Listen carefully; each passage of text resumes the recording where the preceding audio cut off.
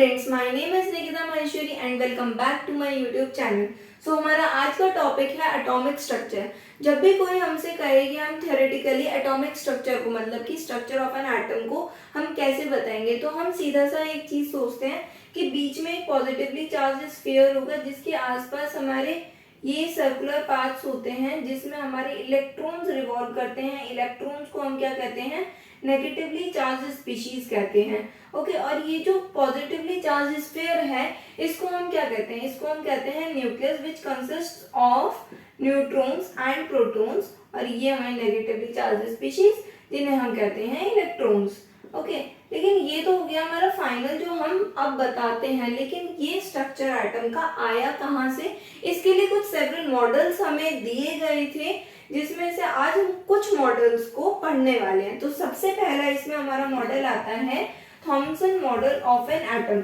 Thompson model of an atom की अगर हम बात करें तो इसमें क्या किया गया था? इसके अकॉर्डिंग ये था कि हम स्ट्रक्चर जो होता है एटम का उसको हमने कंपेयर करा विद एन वाटरमेलन। एक वाटरमेलन के साथ हमने उसे कंपेयर करा। ओके, और कैसे कंपेयर करा? तो हम इसको यहाँ पे लिख लेते हैं कि ये है हमारा structure of an atom. Okay, और यहाँ पे हम वाटरमेलन का देखते हैं।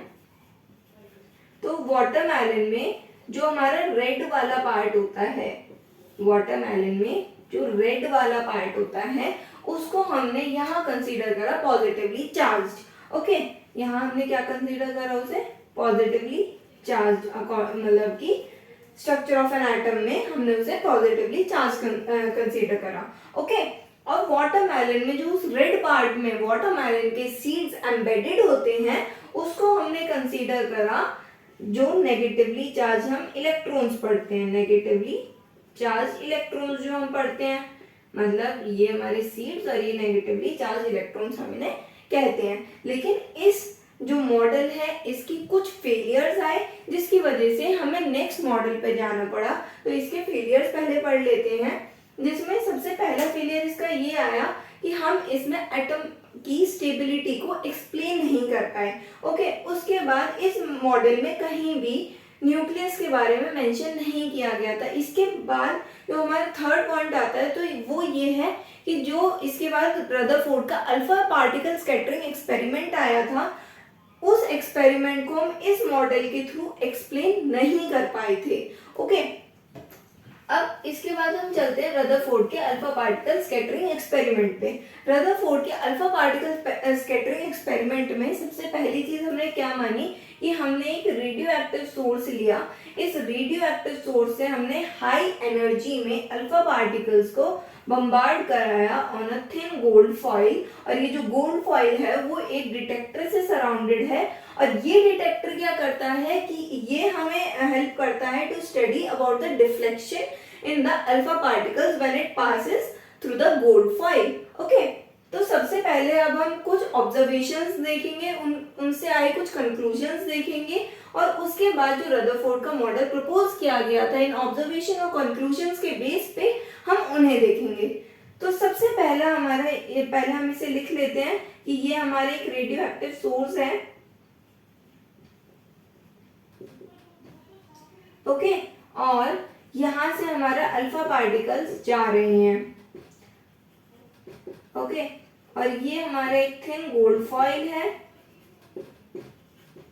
which is surrounded by detector। Okay, तो सबसे पहला हम ऑब्जर्वेशन देखते हैं। जब अल्फा पार्टिकल्स को हमने पास कराया through the gold foil, most of the जो अल्फा पार्टिकल्स थे वो विदाउट एनी डिफ्लेक्शन जो थिन गोल्ड फॉइल है उसमें से पास ऑन कर गए। ठीक है, इसके बेसिस पे अगर हम कंक्लूजन देखें तो हम ये कह सकते हैं कि जो ज्यादातर पार्ट था एटम का वो एम्प्टी था। ओके, देन सेकंड पॉइंट, हमने सेकंड ऑब्जर्वेशन क्या देखी कि जो कुछ अल्फा पार्टिकल्स मतलब कि ज्यादा नहीं, कुछ alpha particles small angle of deflection show कर रहे थे on passing through the thin gold foil, मतलब कि वो small angle of deflection show कर रहे हैं। अब ये स्मॉल एंगल ऑफ डिफ्लेक्शन के बेसिस पे इस कंक्लूजन को हम निकाल सकते हैं कि जो हमारे पॉजिटिवली चार्ज स्पीशीज हैं इनसाइड एन एटम वो यूनिफॉर्मली डिस्ट्रीब्यूटेड नहीं है। ओके, अब थर्ड ऑब्जर्वेशन हमारी ये आती है कि बहुत ही कम, मतलब कि 1000 में कोई एक अल्फा पार्टिकल ऐसा था जो डिफ्लेक्ट बैक कर रहा था। डिफ्लेक्ट बैक का मतलब है वो 180 डिग्री का एंगल ऑफ डिफ्लेक्शन शो कर रहा था। 180 डिग्री का एंगल ऑफ डिफ्लेक्शन शो करने का मतलब ये हुआ कि जो पॉजिटिवली चार्ज हमने बताया कि अंदर पॉजिटिवली चार्ज स्पीशीज हैं, वो कंसेंट्रेटेड है in a very small volume as compare to the whole volume of an atom. Okay, अब इन तीन ऑब्जर्वेशंस और कंक्लूजन्स के बेसिस पे हमें रदरफोर्ड मॉडल मिला। रदरफोर्ड मॉडल में क्या कहा गया कि ये जो पॉजिटिवली चार्ज स्पीशीज थी ना, हमने जो अभी पढ़ी कि जिसकी वजह से डिफ्लेक्शन हो रही है या जिसके कम होने की वजह से डिफ्लेक्शन कुछ ज्यादातर जो हमारे अल्फा पार्टिकल्स हैं उसमें नहीं हो रही है, उस पॉजिटिवली चार्ज स्पीशीज को हमने कहा न्यूक्लियस, जिसका जो मास है वो बहुत ही स्मॉल वॉल्यूम में कंसेंट्रेटेड है इनसाइड द एटम, मतलब कि उसकी जो वॉल्यूम है वो बहुत कम है as compare to the whole volume of an atom. इसके बाद हमने सेकेंड चीज हमने क्या देखी कि जो इलेक्ट्रॉन्स हैं, जो नेगेटिवली चार्ज स्पीशीज हैं, वो रिवॉल्व कर रहे हैं around the nucleus in circular paths, और इन सर्कुलर पाथ्स को क्या बोलते हैं, हम बोलते हैं इन्हें ऑर्बिटल्स। ओके, या इन्हें हम शेल्स भी बोलते हैं। ओके, उसके बाद थर्ड पॉइंट हमारा ये आ जाता है कि जो हमारा हमने अभी पढ़ा कि बीच में हमारे ये जो पॉजिटिवली चार्ज स्पीशीज है, जो न्यूक्लियस है, वो बहुत ही कंसंट्रेटेड है, हेवीली कंसंट्रेटेड है, क्योंकि इसका मास बहुत ज्यादा है। मतलब हम ये कह सकते हैं कि most of the mass of an atom is considered in the nucleus. Okay, ये और इलेक्ट्रॉन्स के बीच में पॉजिटिवली चार्ज न्यूक्लियस और इलेक्ट्रॉन्स के बीच में है हमारा इलेक्ट्रोस्टैटिक फोर्स ऑफ अट्रैक्शन, जिसकी वजह से ये दोनों आपस में बंधे हुए हैं।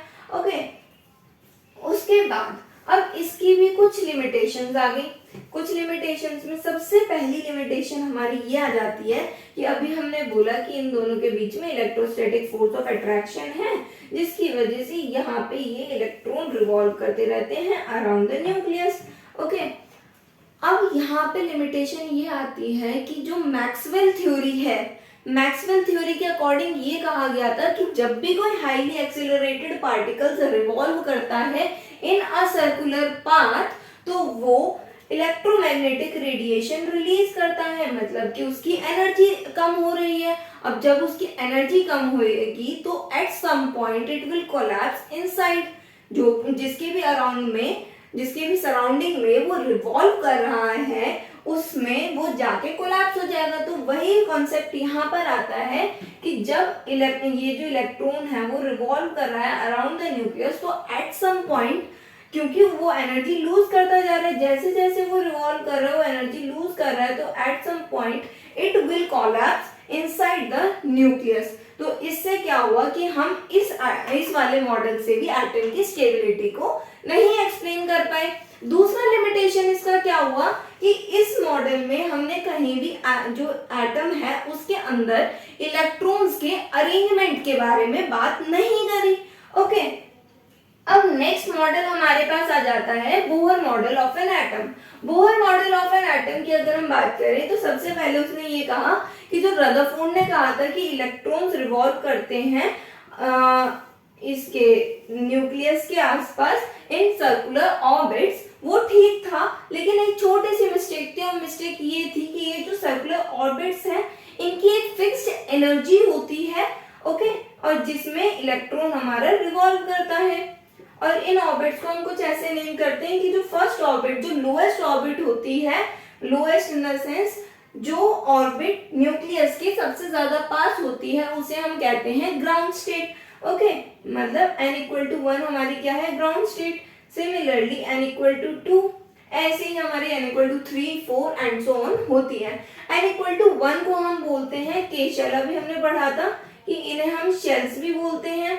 ओके, तो n=1 को हम बोलते हैं के शेल, n=2 को हम बोलते हैं एल शेल, ऐसे ही n=3 को बोला जाता है एम शेल, n=4 को बोला जाता है N shell and so on.